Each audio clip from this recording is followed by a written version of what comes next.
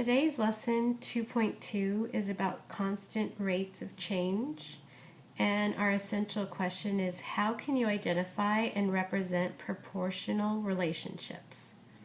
So we're going to talk about discovering proportional relationships because many real-world situations can be described by proportional relationships, and proportional relationships have special characteristics.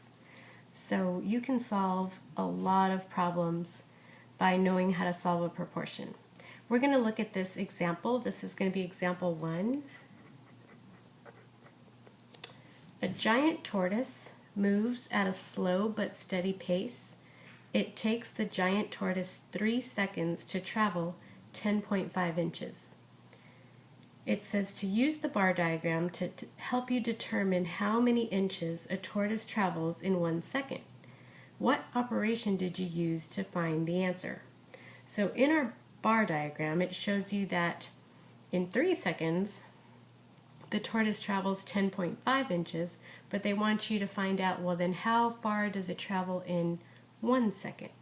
So we're going to use this bar diagram, and 10.5 inches in 3 seconds, but we're trying to find out how far it travels in 1 second.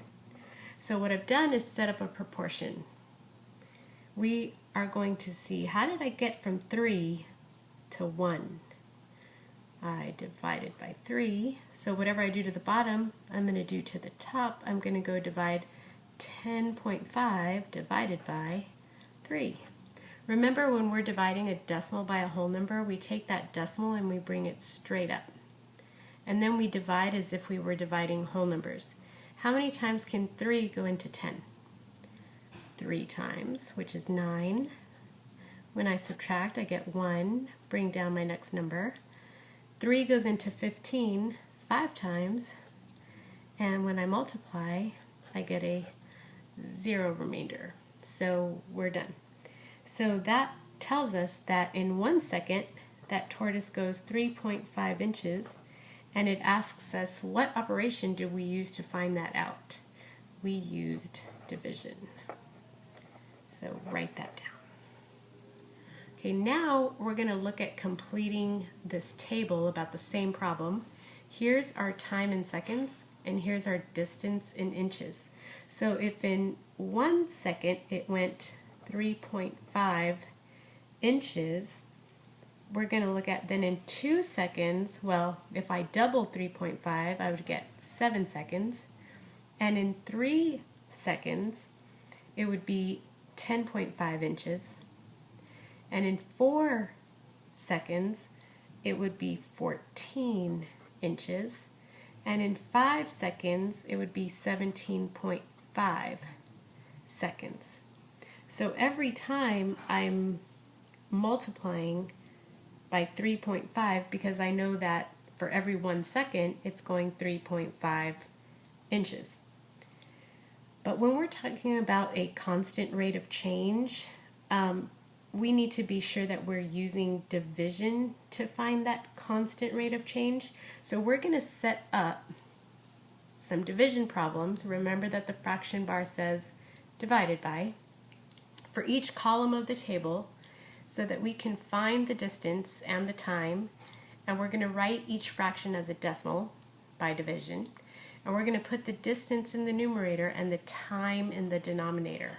Okay, that's important, that the time is going to be the denominator, so the time is actually our divisor, that's our x, and our distance is our dividend.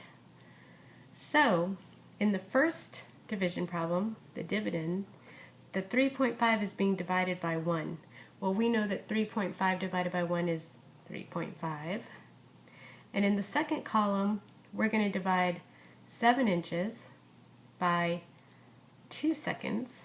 And we know that if we split 7 exactly in half, that's also 3.5 inches. And in the next column, we have 10.5 inches divided by 3 seconds. And we know from this bar up above that that is also 3.5 seconds. And in the next column we have 14 inches, and we're dividing by 4 seconds, and that is 3.5 as well. You can go over to the side and actually do the division. 4 goes into 14 3 times, which is 12. When you do your subtraction, you get 2. That's when you add a decimal, bring it up, attach a 0. Remember, you can only attach 1 0 at a time. Bring it down. 4 goes into 20 exactly 5 times. So we have our 0 remainder. So if you're unsure, you can always go over to the side and show your work. So in the last column, we have 17.5 inches, and we're going to divide by 5 seconds, and that is going to be 3.5 seconds for each inch. So what do you notice about the decimal forms of the fraction? Every time we change our fraction to a decimal by division, what do you notice about our answer? Well, you should say that they are all equal.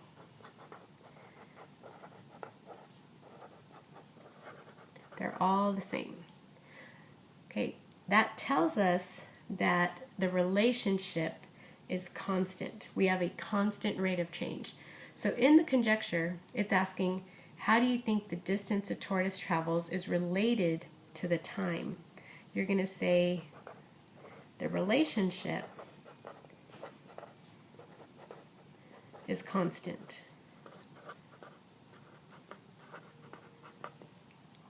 Okay, now I want you to reflect about what we just talked about, and I want you to try to answer 1 and 2 by yourself. So I want you to pause your video.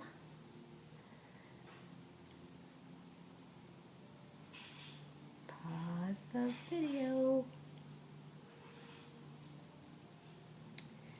Okay, in your reflection, it was asking, what if the tortoise traveled for 12 seconds? How would you find the distance it traveled? Well, if you know that it's 3.5 seconds, if you know it travels, 3.5 inches per second, then you can say that you're going to multiply 12 seconds by 3.5 inches per second. How would you describe the rate of speed at which a tortoise travels? Well, we see that the rate of speed is always constant. So what you should have put here is just that the rate is constant. All right, we're going to talk about some definitions that are going to be very important in this unit. The first one, a rate of change. Write that in there. A rate of change is a rate that best describes how one quantity changes in relation to another quantity. In the second blank, I want you to write a proportional relationship between two quantities is one in which the rate of change is constant, or one in which the ratio of one quantity to the other is constant. Any two, this should have said 2, sorry about that, that was my typo. Any two rates or ratios based on a given proportional relationship can be used to form a proportion. A proportion is a statement that two rates or ratios are equivalent. So it's very important that you understand that in order for it to be a proportion, the two rates or the two ratios have to be equivalent. They have to be equal. So if ever you're asked, are these ratios a proportion, you have to test it. Say, what did I do to 6 to get 3? Well, I divided by 2. What did I do to 2 to get 1? Well, I divided by 2. Did you do the same thing to the top as you did to the bottom? Yes, and that's how you know that these two are equal, because whatever you did to the top, you did to the bottom. That means that they are in fact a proportion. Same with this one. What did I do to 2 to get 1? Well, we divided by 2. And to 4 to get 2, I would have to also divide by 2. So these two ratios are equivalent, which means they do in fact form a proportion. Okay, flip your paper over. On your second page of notes, we're going to look at a second example. Okay, at the top I want you to write this is going to be example 2. Callie earns money by dog sitting. Based on the table is the relationship between the amount Callie earns and the number of days a proportional relationship. So the number of days she dog sits, is it a proportional relationship to the amount of money she's earning? So in order to figure this out, we need to find a relationship between the number of days Callie works and the amount of money Callie earns. We're looking for, is there a pattern? So what I want you to do again is set up each column, okay? You need to remember that the number of days is actually going to be our divisor, and the amount of money earned is our dividend. So we're going to set up those columns just like we did in the last one. $16 divided by 1 day equals 16.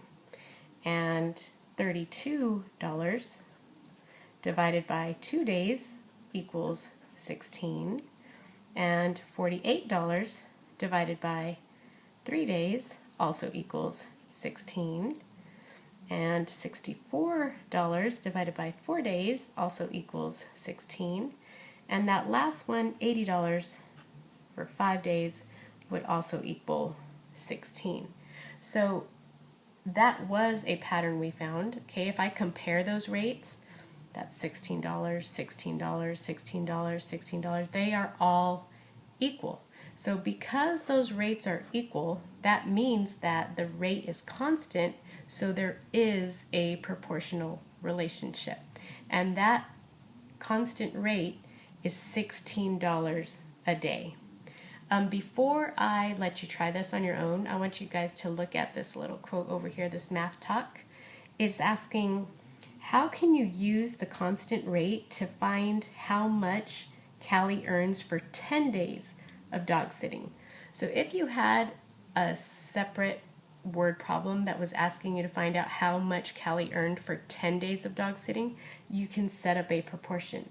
Okay, in a proportion, you're always talking about two things. In this case, we're talking about days and the money she's earning. So if in 1 day she earns $16, then in 10 days, I'm looking for, well, how much money is she going to earn? Well, we can easily solve this proportion by using a shortcut. What did I do to 1 to get 10? Times 10. So whatever I do to the top, I do to the bottom. What's 16 times 10? And that tells us that Callie would earn $160 if she if she dog sat for 10 days. Okay, now it's your turn again. And I want you to look at this table. I want you to try to find a pattern and answer all the questions and write your answer on the line, and be sure to show all your work. So pause the video.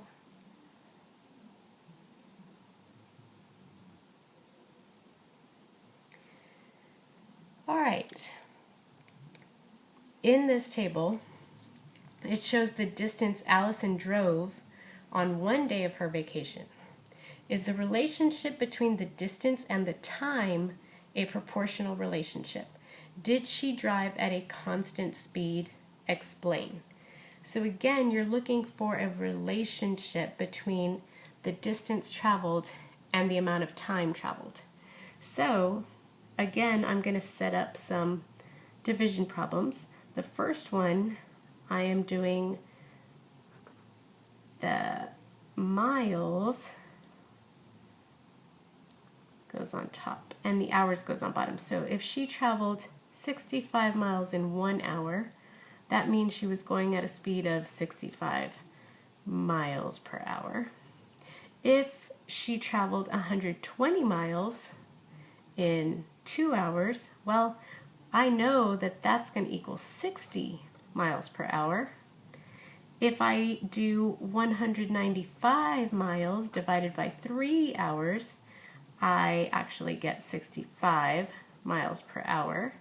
And again, if you don't know that 195 divided by 3 is 65, you should be showing your division off to the side to figure that out. In the next one, 220 divided by 4 hours equals 60 miles per hour. No, 65, sorry. That's 65 again. And the last one, the 300 miles divided by 5 hours, that's our 60 miles per hour. So notice when you compare the rates, 65, 60, 65, 65, and the last one was 60, are they the same? No. So is this a proportional relationship? What you should have written was no, the rates are not equal.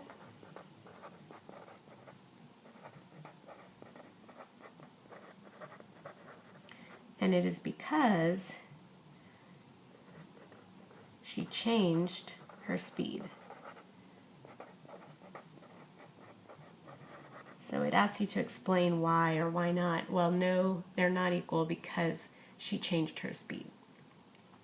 Now that we've looked at some tables and trying to find a pattern and looking at rates that are constant, well, now we're going to move to actually looking at a table and writing an equation from that table. So we're going to learn how to write an equation for a proportional relationship. If there is a proportional relationship between x and y, you can describe that relationship using the equation y equals kx. The variable k is called the constant of proportionality. Long word, write that in there. The constant of proportionality. And it represents the constant rate of change or constant ratio between x and y. The value of k is represented by the equation k equals y over x. Remember in all the tables, y was our dividend and x was our divisor. Okay, this is the equation up here that you're going to be writing your equations in the form of y equals. Okay, so when you're writing your equations for the tables, this is how I want you to write it, y equals. And you don't always have to use y. You can use different variables. We'll look at that in a second. Okay, so let's look at this example. This is actually going to be example number 3 that we've talked about today. Okay, 2 pounds of cashews shown costs $19 and 8 pounds cost $76. Show that the relationship between the number of pounds of cashews and the cost is a proportional relationship. Then write an equation for that relationship. So again, we are going to look at our columns, and since x is going to be the number of pounds and y is going to be our cost, and we talked about how y is the dividend and x is the divisor, we're setting it up as a division problem. Okay, we're talking about money and we're talking about the pounds of cashews. So for $19, it's 2 pounds. For $28.50, we can get 3 pounds of cashews. And for $76, we can get 8 pounds of cashews. Well, I'm trying to find, is there a proportional relationship there? So I'm actually going to have to go do the division to find out what my rate of change is. So if I go divide 19 divided by 2, 2 goes into 19 9 times, which is 18. Subtract, you're going to get a 1. That's when you put the decimal, bring it up, attach a 0, take it down, and 2 goes into 10 5 times, and we have our 0 remainder. So this is actually $9.50. We want to go ahead and put that 0 because remember, money ends at the hundredths place. When I go divide $28.50 by 3, we already have a decimal, so you bring it straight up and then you forget about it. You divide as if you were dividing whole numbers. So 3 goes into 28 9 times, which is 27. Subtract, you get a 1, bring down the next number. 3 goes into 15 5 times, which is 15. Subtract, we still have that 0 there. So you bring that down, and 3 goes into 0 0 times. So this is also at $9.50 a pound. And that last one, let's go ahead and do that one over here. 76 divided by 8. 8 goes into 76 9 times, which is 72. When I subtract, I get a 4. Put a decimal, bring it up, attach a 0, bring it down. 8 goes into 40 5 times, and we get a 0 remainder. But again, money ends at the hundredths place, so I'm going to go ahead and add in that 0 to show that it's $9.50 per pound. So when you look at your rate of change, what do you notice? They're all the same. So you're showing that there is a proportional relationship between the number of pounds of cashews and the cost. But they want you to now write an equation. And remember, your equation has to look like this. So y equals, you're going to write 950 or 9.5 times x. This is the equation that's going to work for this table. Because if you look at this equation up here, the k, remember what k is? That is the, we wrote it down, is the constant of proportionality. And that's the rate of change. So instead of putting the k, we actually put in our rate of change, the number that represents that k. So we know that no matter how many pounds we buy, we're going to multiply it by 9.5 to find out the cost. Okay? So look at this Math Talk little question over here. It's asking, how can you use your equation to find the cost of 6 pounds of cashews? Well, if I wanted to find the cost of 6 pounds of cashews, I would just plug in a 6 right here into my equation, and I would go multiply 9.5 times 6, and that's going to tell me the cost of 6 pounds of cashews. So it wouldn't matter what amount you were trying to find, number of pounds. If you wanted to go buy 15 pounds of cashews, you can find the cost by multiplying 9.5 times 15 pounds.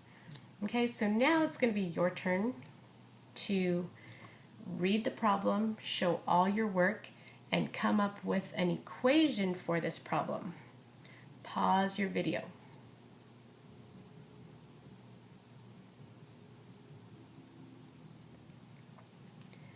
Alright, this problem says for a school field trip, there must be 1 adult to accompany 12 students, 3 adults to accompany 36 students, and 5 adults to accompany 60 students.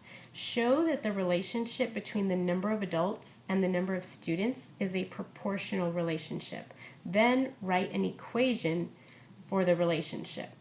So this time, instead of using x and y, because remember I told you you don't have to use x and y, we're going to use S for students and A for adults. Now, you already did this problem, so if you used x and y, that's perfectly fine. So in our table, we see that for every 1 adult, there are 12 students. So if I have 3 adults for 36 students, well, 3 divided by 36 is going to end up being 1/12. And if I have 5 adults for 60 students, again, 5 divided by 60 is going to be 1/12.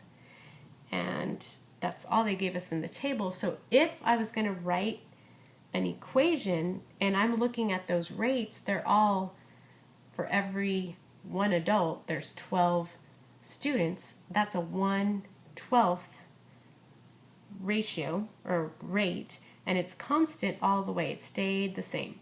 So if I was going to write an equation, I would use A equals 1/12 times s. Okay, and it's the same thing if you put y equals 1/12 times x. So no matter how many students are going, you'd have to multiply by a 12th to figure out how many adults you would need to chaperone that field trip. And that's how you would do that. So if you have any questions about what we talked about today, again, please write them down and remember them, and we'll talk about them in class. See you tomorrow.